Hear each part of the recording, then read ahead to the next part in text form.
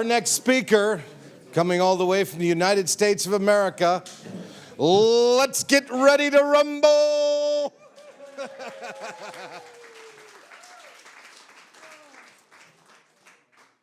This is Dr. Katina Manning. She's the CEO of BGI, and I've only been hearing amazing stuff about her, and I keep putting pressure on her because I've been holding myself back, asking about her story because I want to hear her full story, her backstory, because I like the backstory, and everybody else likes that. For all of you that are going to hear it for the first time too. So this is what we want to know. We want to know what brought you to where you are, and what are we going to do to be impactful for the whole planet? So, Dr. Manning. We have a big job. We have a really, really big job. When we all became doctors, we had a commitment, have a commitment. Make something better, create a better world, be willing to step out of our comfort zone. I'm way out of my comfort zone being in front of a bunch of people. I also have another thing, I say yes. And I'm willing to say yes and listen. So my story is, I'm a Greek kid from immigrants. My parents, especially the women in the family, that if somebody was sick or something was going on, you go put your hands on them, you make a plastera, you make some herbs, you do something to improve their vibration. And we never had an education because you come from a war country. So I was the first kid to get to go to college. It was a really big deal.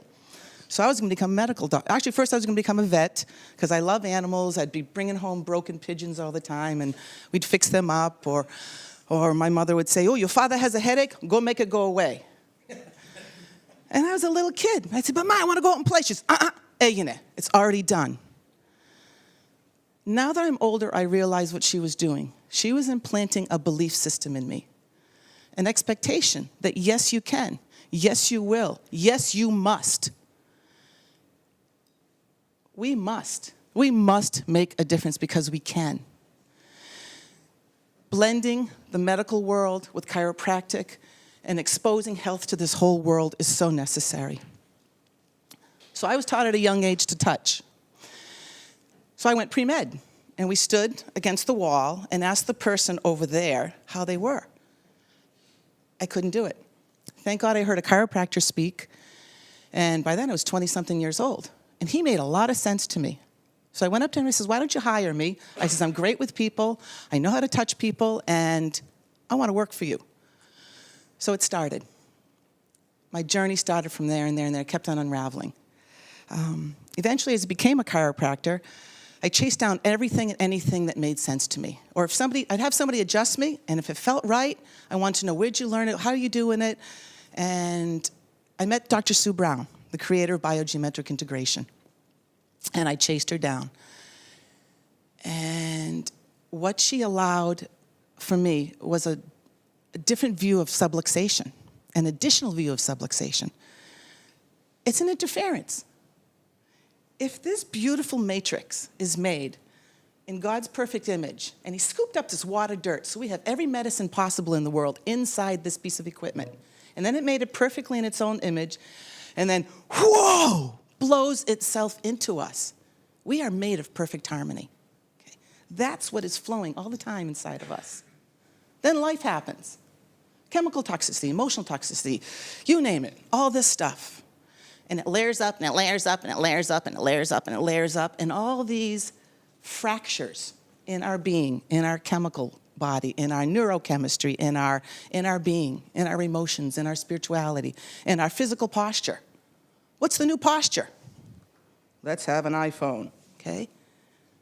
Everybody's in primitive brain, sitting all curled up. And we're wondering why the anxiety and the depression and the et cetera are going up, okay? If we look at the innate nature of our being, which is what chiropractic chases, it chases the innate wisdom in our body, which is be erect, keep that head up. Let your eyes be aware. Let your being be aware. And to help it to be connected, all parts of it. All parts of us must be connected. Chiropractic is the only career that I know, and this is what my patients tell me all the time, You found what was wrong with me. And I said, no, I found what was right with you. And my job is to continue to enlighten everything that is right inside of you. And keep sparking it and keep lighting it. And so we have a mission. We have a mission to keep the lights on, to keep turning the lights on our people. We do live in a world where the norm is what's wrong, what's disconnecting you, what's the burden. We're to acknowledge it, but then we're also to put our hands into the person's body, find its source, reconnect them to their source, and then from there, the lights come back on. These bodies are meant to heal. It's their purpose in life. Our purpose in life is to turn the people on, help them to become the masterful, high potential beings that they are. So we got a big job. And what else can I tell you?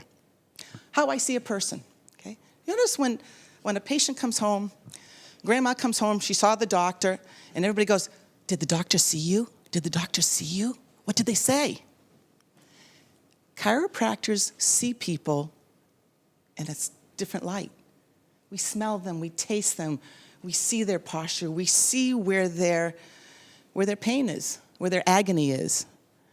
And we're willing to go in there and touch it and help the brain and the body and the neurology and the whole neurochemistry reconnect back to itself. And then from there, the body will heal. Okay? I live in a world where miracles are normal. To have little children on the spectrum be 3 years old and they can't even push themselves off the floor.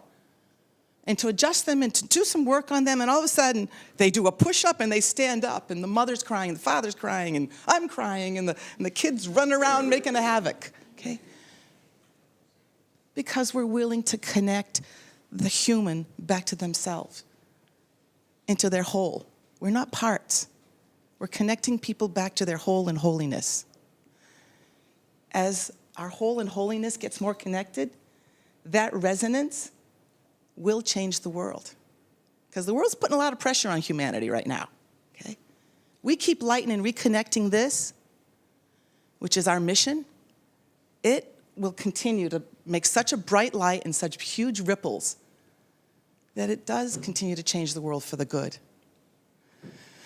So I'm excited that you're all here, and I thank you with all my heart for being willing to step out of your comfort zone and reach into people's lives and reach into their body and be willing to touch their body, their mind, their soul, their neurochemistry, all of them. Okay. Keep turning them on, people. We need this. Give me another question.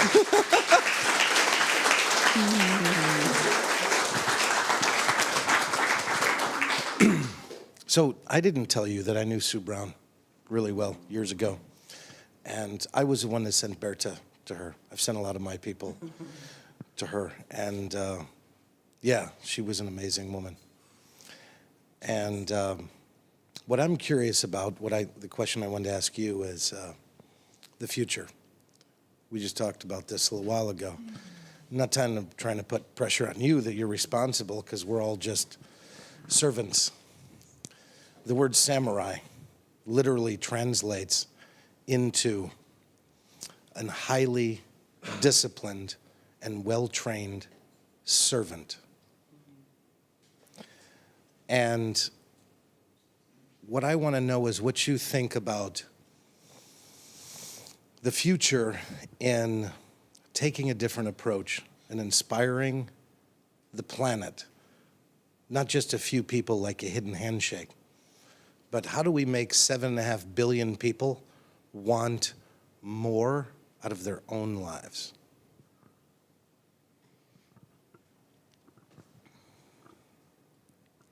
Touch your hurt. Touch the things that irritate you. Don't walk away from it. I teach my patients something called ABCs. A, aware. B, be and breathe with it. C, choose and connect. So if we... Again? That's amazing. Okay. ABCs are A, become aware and allow it.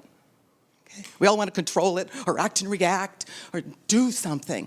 Screw that. Just be with it. Allow its existence. Breathe. Be and breathe with it. Okay, that's going to help me get present. I'll be present. I'll be more connected.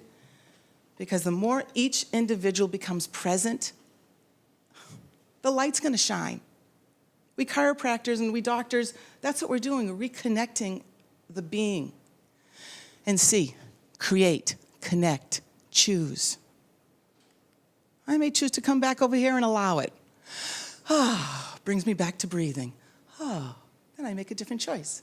And I can play within that gentle circle.